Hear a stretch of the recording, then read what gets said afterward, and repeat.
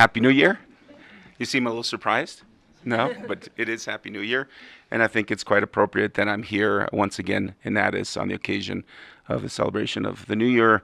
As we all know, New Year's are a time where we focus on renewal, we focus on new and fresh beginnings, we focus on trying to have good relations with our neighbors, we focus on peace, and we focus on wanting greater prosperity for our families, for our communities, for our countries.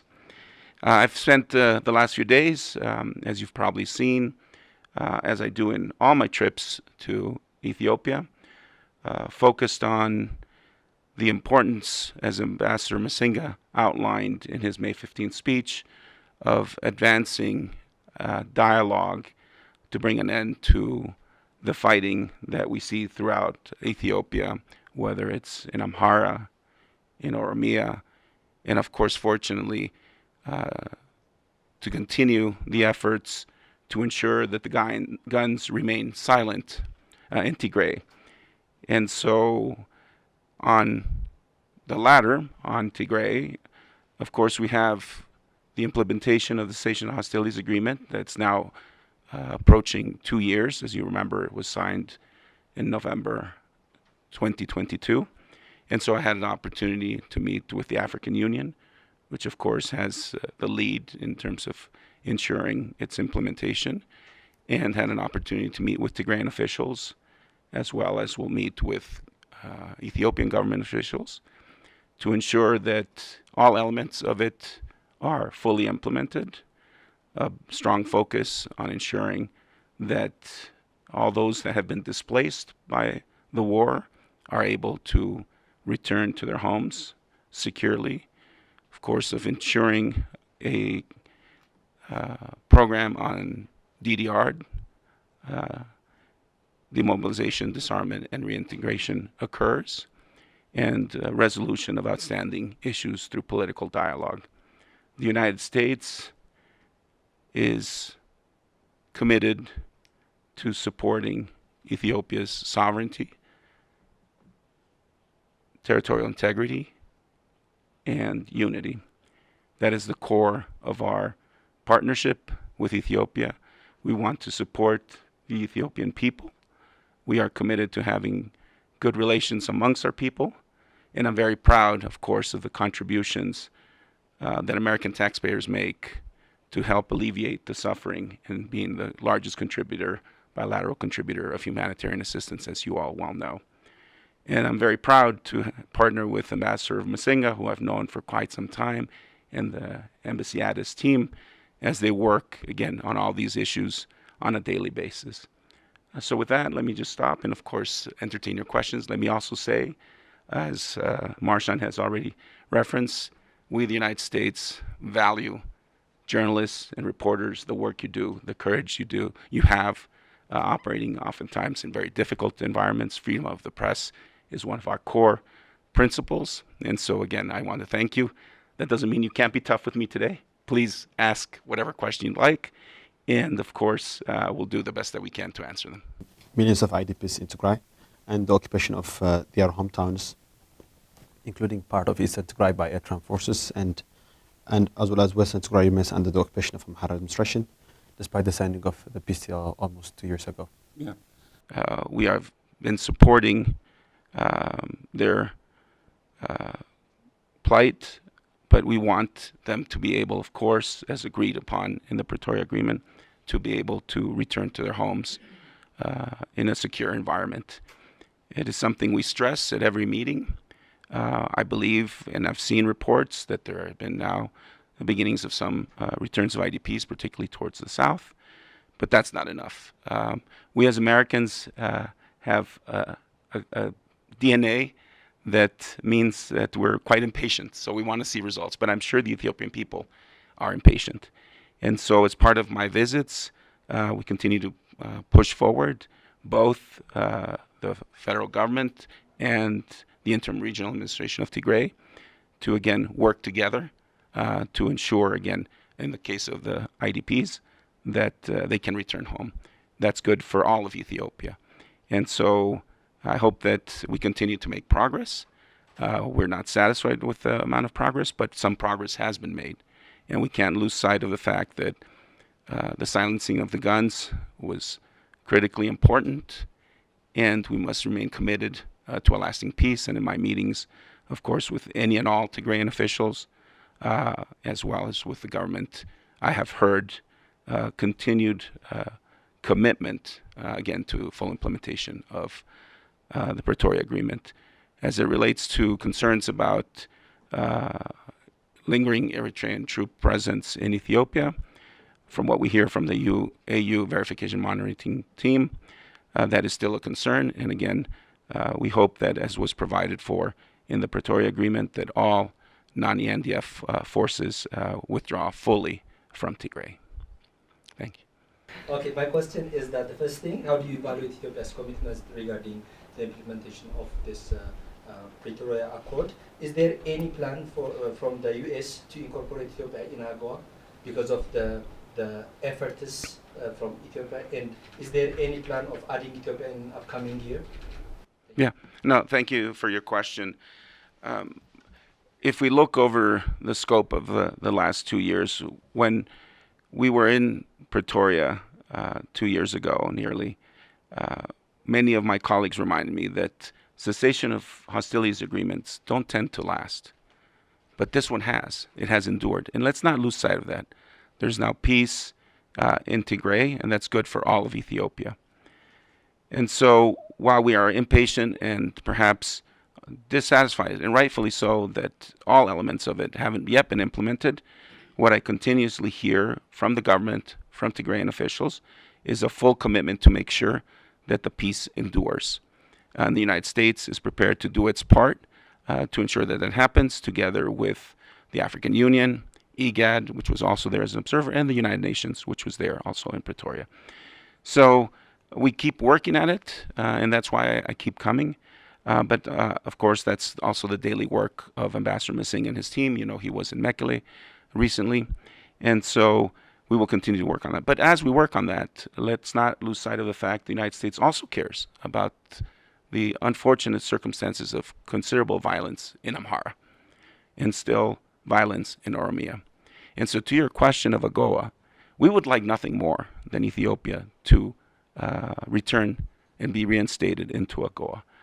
But in accordance with our law, there is a requirement that there not be any violations of human rights by government forces.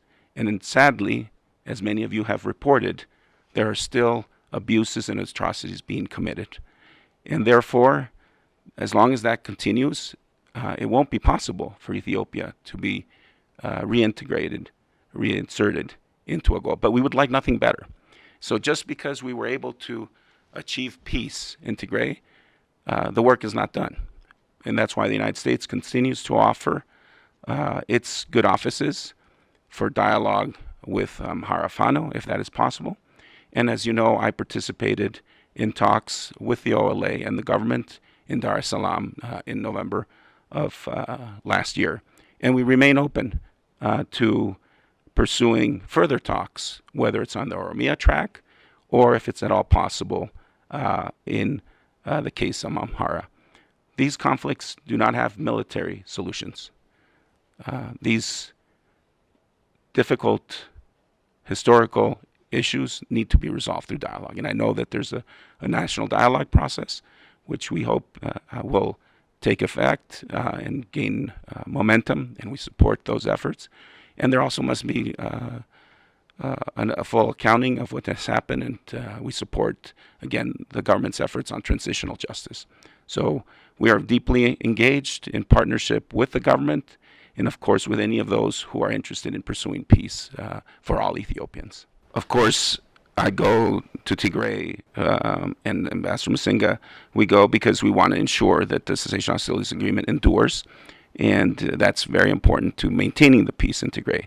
It's difficult, quite frankly, for us to travel to Amhara and Oromia precisely because of the continued fighting. Nonetheless, I know that Ambassador Masinga and his embassy Addis team are always looking for opportunities in cooperation with the government of Ethiopia to see how dialogue or negotiations might be able to take place to bring an end to these conflicts. And so it may not be visible to you every day. And frankly, a lot of efforts to promote peace need to be done quietly and behind the cameras. But we are working on it, I can assure you, each and every day. Likewise, in the case of Oromia, you have seen that we did conduct some talks in Tanzania. We were hopeful that that would produce a good outcome in silencing the guns in Oromia. But just because that didn't succeed doesn't mean we have stopped our efforts. And in fact, together with Norway, we remain fully committed to supporting any efforts to also advance an end to the violence in Oromia. And it's something I discuss with the Prime Minister each and every time I come. And we talk about how, again, the United States can support his efforts to achieve peace through dialogue. And you can rest assured the United States will remain committed. So even if it's not as visible, and again, I appreciate the opportunity to talk about it today, you can be certain that it is a focus of our work. And as you heard very clearly from Ambassador Masinga's May 15th speech, that is our policy. And whenever you hear American policymakers, whether here or in Washington, you will hear the same refrain. We want to see peace for all Ethiopians.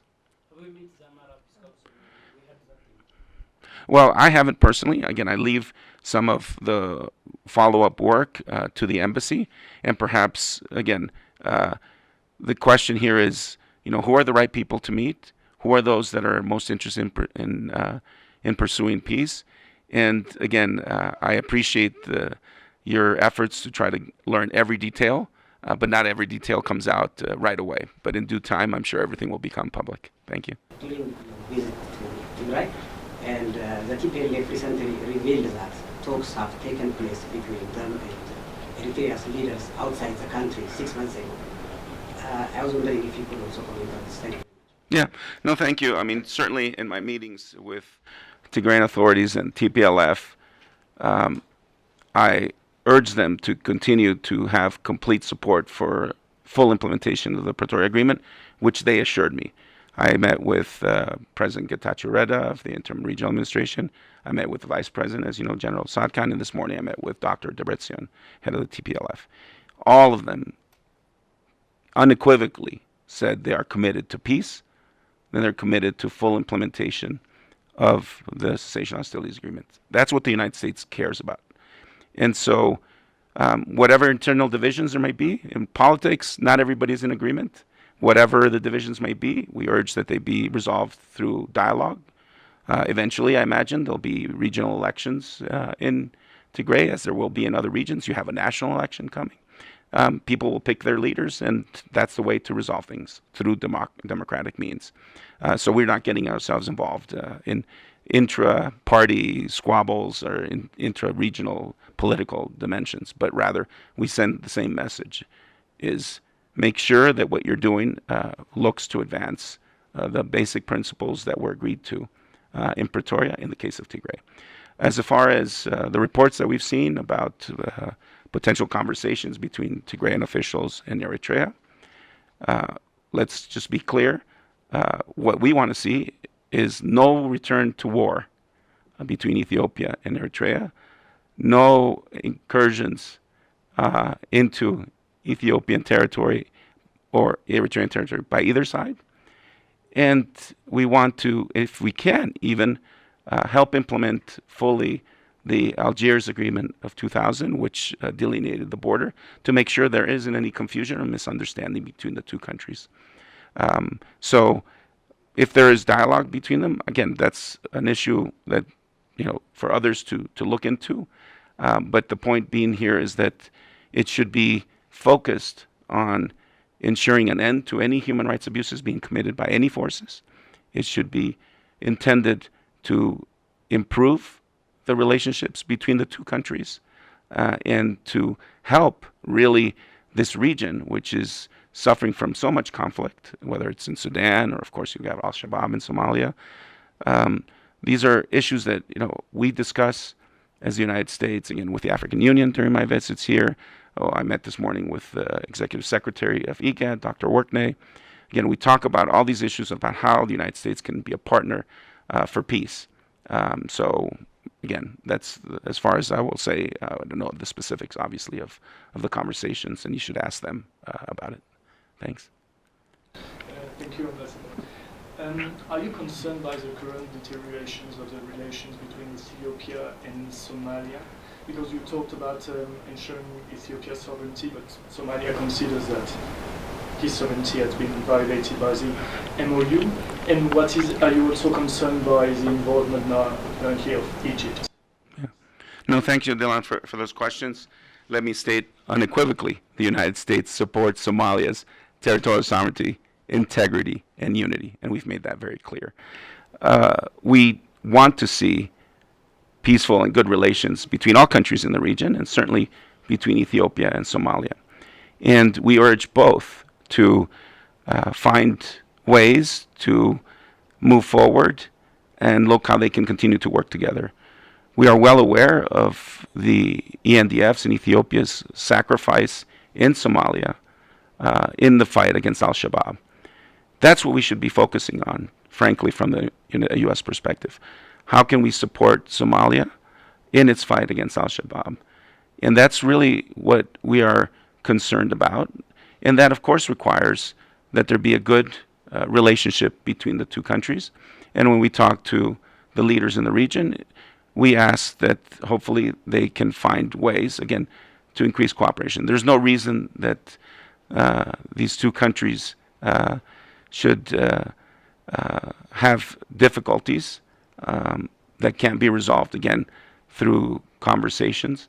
But again, both countries need to accept the basic principles outlined, frankly, by the AU Charter, and it's which is a affirmation and recognition and understanding of each other's territorial sovereignty, integrity, and unity. You mentioned Egypt. We have obviously conversations with all countries in the region. We've been discussing with Egypt quite a bit its concerns on Sudan. When I meet later with Foreign Minister Taye, we will also be talking about Sudan as well as other issues. And so again, the key here is for what we hope the governments in the region to find ways to cooperate to end the devastating war in Sudan, to develop regional economic integration and vehicles to push forward the type of prosperity they want to see for their peoples. And that's the message that we send. And so, of course, there are historical tensions. Each country has rich histories, but that doesn't mean that in standing up for your rich histories and sovereignty, that it needs to come into conflict with some other countries. So rest assured that we talk to all capitals. My colleague Tom Perriello was just recently in Cairo, and we expect, again, to continue to have conversations that hope to reduce tensions and focus on the task at hand, which is to promote peace, security, and stability, and to try to achieve prosperity for all the peoples of the Horn. My question is, what is the assessment of the U.S. regarding the Schengen process? And also, what is the assessment of the U.S. regarding the transitional justice process, which is being slowed a little bit? And most importantly, as the Tigray war viewed gender-based violence, perpetuated with the high gender-based violence, that has become set a tone for gender violence to grow up across Ethiopia domestically, and that has set a bad precedent for accountability of gender-based violence. So what's the assessment of those two? Yeah, no, thank you very much for your question. I wish a male reporter had asked about gender-based violence, because we all should be concerned, whether you're male or female. It's horrific what has happened in Ethiopia. It's horrifying what's happening in Sudan. I will relate to you that we were recently in Geneva, in Switzerland, pushing for peace in Sudan and protection of human rights through our New Alps initiative. And we met with Sudanese women, and we heard their cries for help, and we heard about the horrific things happening in Sudan. And we've also met with Ethiopian women who have suffered likewise. It is imperative that it be understood that it is unacceptable. It cannot happen to have the brutality of what we've seen in terms of gender-based violence, and it is a priority for the United States. We even have a special envoy for global women's issues, Ambassador Gupta, and we put a high priority on this, and you can rest assured in our meetings, we always raise it. And I wish, in fact, in many of the meetings that I go to, even in these negotiations, that there were more women at the table. Because I think if there were more women at the table, we'd have even better prospects for peace, undoubtedly. As far as the national dialogue, as I mentioned, we are supportive of a national dialogue that is inclusive and credible. But whether it's inclusive enough or credible enough, that's for the Ethiopian people to decide. But what I hear constantly is that people think that is the best way to overcome, again, some of historical grievances. And so we are prepared to support it. I've heard the Prime Minister say it is a priority for him. So I hope it yields the desired result, but it's really for the Ethiopian people to decide, whether it is making sufficient progress. But we want to, again, stand by that. Secondly, on transitional justice, as Secretary Blinken said when he was here, and I was here with him in March of 2023, it is incredibly important to have accountability for what has happened during the Tigray War. And we recognize, because we're familiar with transitional justice processes in other countries. I was involved in our policy and work on Colombia, for example. It takes time. That doesn't mean you need to be patient, just that we understand that it takes time. And so we appreciate the efforts that the government has been making on transitional justice. And in the end of the day, we'll see whether it holds those perpetrators to account and whether it satisfies the demands of the Ethiopian people for justice. But again, we want to be a partner. We want to share our experiences, what work we've done around the world, and help, again, ensure that there is a transitional justice process that is worthy of the expectations of all those that have suffered. But I very much thank you for your question. Yeah. Thank you. Yeah. Ethiopians are highly concerned that the conflict between the Tigray forces and the federal government shall be spark anytime soon. What is your observation, and do you have any comment? Between Tigrayan forces and yeah. I mean, this is why. Look, I had a meeting with the